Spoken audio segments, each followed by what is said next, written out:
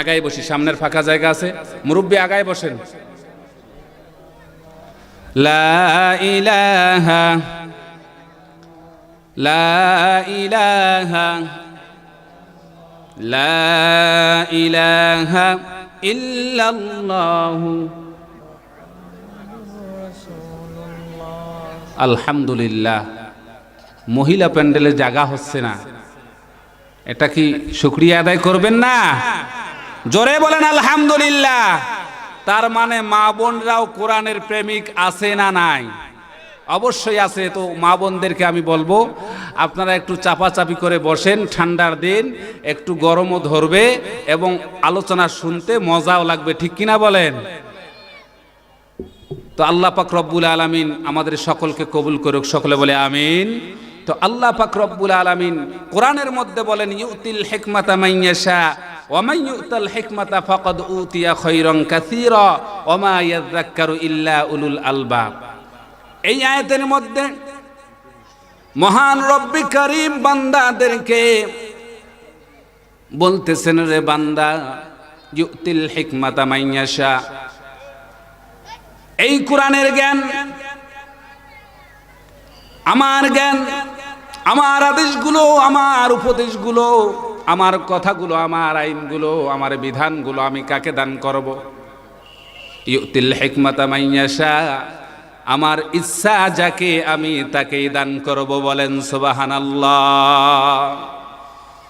ভালো করে মনে রাখতে হবে, আমরা যারা আমাদের সন্তানদেরকে দিনের পথে পরিচালিত করতেছি, আমাদের যেই সন্তানগুলো কোরআনের প্রতিষ্ঠানে পড়তেছে, যারা কোরআন শিখতেছে, তো কোরআন যারা শিখতেছে এবং যেই প্রতিষ্ঠানে শেখাচ্ছে, তাহলে আল্লাহর ভাষা অনুযায়ী, আল্লাহর কথা অনুযায়ী অবশ্যই আমাদের যেই পরিবার থেকে আমাদের সন্তানগুলো কোরআনের প্রতিষ্ঠানে আছে, তাহলে বুঝতে হবে আল্লাহর ইচ্ছা আছে আমার সন্তানকে কোরআনের জ্ঞান দান করবে। বলেন সুবহানাল্লাহ। জোরে সরে বলেন না। এইটা কথা কার? কে বলেছেন? আল্লাহ বলেছেন যে আমার যাকে ইচ্ছা আমি তাকেই কোরআনের জ্ঞান দান করব। বলেন সুবহানাল্লাহ। তো আল্লাহ পাক রব্বুল আলামিনের ইচ্ছা আছে আমাদের সন্তানদেরকে কোরআনের জ্ঞান দিবেন। এই কারণেই আমাদের সন্তানদেরকে আমরা স্কুলে না দিয়ে মাদ্রাসায় ভর্তি করিয়েছি। এটা ইশারা ছিল কার? কার ইশারা ছিল? আল্লাহর ইশারা ছিল যে অমুকের সন্তানকে আমি কোরআন দেব, অমুকের সন্তানকে আমার জ্ঞান দেব, অমুকের সন্তানকে আমার কোরআনের আইনগুলো শিক্ষা দেব, যাতে করে অমুকের সন্তানটা এই আইন নিয়ে আমার জমিনে বিভিন্ন জায়গায় গিয়ে দাওয়াত দিতে পারে, আমার জমিনে কোরআনের আইন বাস্তবায়িত করতে পারে। তো আল্লাহ পাক রব্বুল আলামিন যে আমার সন্তানের উপর এত সুন্দর একটা দৃষ্টি দিলেন, এত সুন্দর একটা নিয়ামত দিলেন, এত সুন্দর জায়গায় আমার সন্তানকে নিয়ে গেলেন, তাহলে আমার সন্তান যদি কোরআনের প্রতিষ্ঠানে গিয়ে আমার সন্তান কোরআনওয়ালা হতে পারে, আমার সন্তান নামাজওয়ালা হতে পারে, আমার সন্তান জিকিরওয়ালা হতে পারে, তাহলে আমাকেও নামাজওয়ালা হতে হবে কি হবে না? এই জন্য বন্ধুরা আমার বলে থাকি আমি, বান্দা আল্লাহর কাছে চাইলে আল্লাহ কেন শুনবে না? বান্দার কথা আল্লাহ কেন শুনবে না? বান্দার কথা তো আল্লাহ অবশ্যই শুনবে। তখন এই আল্লাহ বান্দার কথা শুনবে যখন ওই আল্লাহর বান্দাগুলো আল্লাহর কথা অনুযায়ী, আল্লাহর আইন অনুযায়ী, আল্লাহর বিধান অনুযায়ী নিজের জীবন যাপন করবে, নিজের পরিবার, নিজের ব্যক্তিগত, নিজের পারিবারিক, সামাজিক, নিজের রাষ্ট্রীয় এরকম আল্লাহর আইন অনুযায়ী পরিচালিত করবে। এবং যারা আল্লাহর আইনকে আল্লাহর জমিনে বাস্তবায়িত করার চেষ্টা করবে, তাদের সহযোগিতা করবে, তাদের সঙ্গে লেগে থাকবে, তাদেরকে ভালোবাসবে, তাদেরকে বিভিন্নভাবে সহযোগিতা করবে, তো আল্লাহ পাক রব্বুল আলামিন ওই বান্দাকে দ্বীনের সৈনিক হিসাবে কবুল করে নেবেন। বলেন সুবহানাল্লাহ।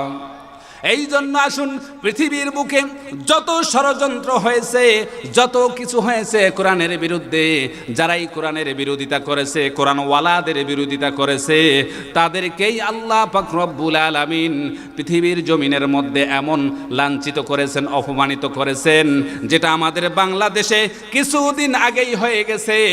অর্থাৎ সারা বিশ্বের মধ্যে এত বড় লাঞ্ছিত, অপমানিত পৃথিবীর কোনো শাসক দল হয় নাই, ঠিক কিনা বলেন? তাহলে কোরআনের বিরোধিতা করতে গেলে আল্লাহ তাআলা তাদেরকে ধরবে কি ধরবে না? তাহলে আল্লাহর ধরা সহজ না কঠিন? আল্লাহর ধরা সহজ না কঠিন?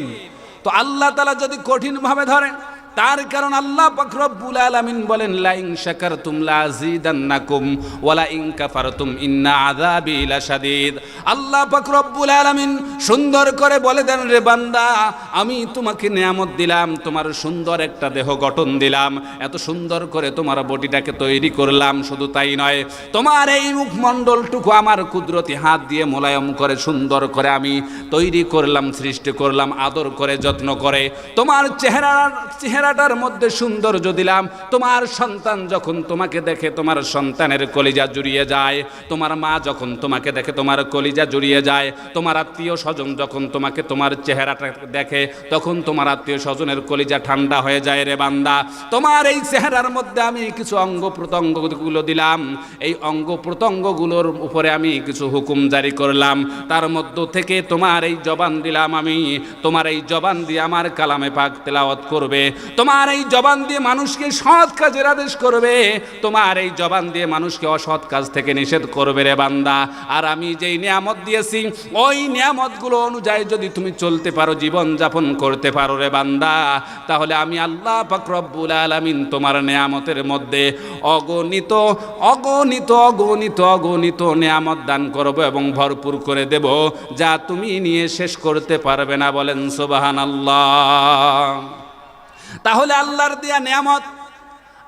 দেয়া নিয়ামত পেয়ে যদি বান্দা শুকরিয়া আদায় করে, তাহলে আল্লাহ পাক রব্বুল আলামিন বান্দার নিয়ামতকে বৃদ্ধি করে দিবেন।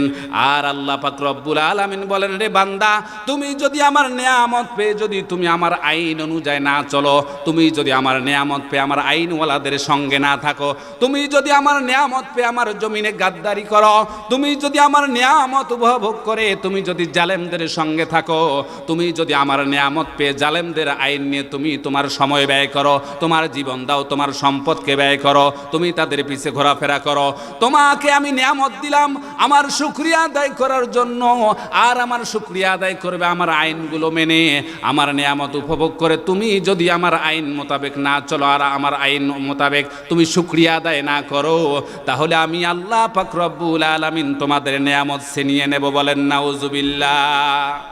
তাহলে আমরা কি চাই আমাদের কাছ থেকে মহান রব্বে কারিম নিয়ামত ছিনিয়ে নেক? আমরা কি চাই না? তার কারণ আল্লাহ যদি আমাদের কাছ থেকে নিয়ামত ছিনিয়ে নেয়, তাহলে আমরা ধুকে ধুকে মরে যাব, আমরা না খেয়ে মরব, আমরা কোরআনের শাসন না পেয়ে মরব, জালেমদের হাতে আমরা মরব, জালেম শাসকদের কাছে আমরা লাঞ্ছিত হব, অপমানিত হব। রে বন্ধুরা আমার, ভালো করে মনে রাখতে হবে, শুধু নিয়ামত ছিনিয়ে নেয়া নয়। আল্লাহ পাক রব্বুল আলামিন বলেন, রে বান্দা, আমি তোমাকে এত কিছু দিলাম, আমার আইন মোতাবেক যদি তুমি না চলো, আমার আইনকে বাস্তবায়ন করার চেষ্টা না করো, আমার শুকরিয়া আদায় না করো, নিয়ামতের শুকরিয়া আদায় না করো, তাহলে আমি আল্লাহ পাক রব্বুল আলামিন তোমার কাছ থেকে নিয়ামতগুলো উঠায় নেব তো নেব, আবার কঠিন আযাবে গ্রেফতার করব, যেই আযাব থেকে কিছু লোক এখনো মুক্তি পায় নাই। ঠিক কিনা বলেন?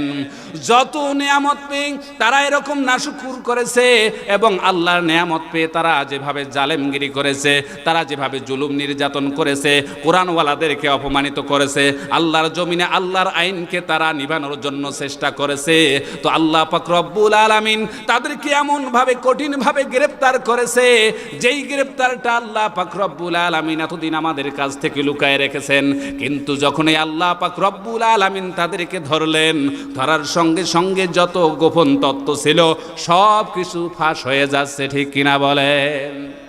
তাহলে এই যে আল্লাহর নিয়ামত পেয়ে শুকরিয়া আদায় না করলে, আল্লাহর জমিনে আল্লাহর আইন বাস্তবায়িত করার এরকম চাহিদা অন্তরে না থাকলে, ভালোবাসা না থাকলে, আল্লাহ গ্রেফতার করবেন কি করবেন না? করবেন কি করবেন না? আজকে যাদের নাম এই ব্যানারে আছে। আমি সকলকে দাওয়াত দেব, আপনারা কোরআনের সৈনিক হয়ে যান। কি হয়ে যান? কোরআনের সৈনিক হয়ে যান। কোরআনওয়ালাদেরকে ভালোবাসেন, কোরআনওয়ালা নেতাকে আপনি গ্রহণ করে নেন। তাহলে কি হবে? আপনি জাহান্নাম থেকে মুক্তি পেয়ে জান্নাতের পথ পেয়ে যাবেন। বলেন সুবহানাল্লাহ। এই জন্য আসুন, কোরআনের আইন পাইতে হলে, কোরআনের আইন মোতাবেক চলতে হলে কোরআনের শিক্ষার প্রয়োজন আছে না নাই? আছে না নাই? কোরআন শিক্ষা স্কুলে দেয় না মাদ্রাসায় দেয়?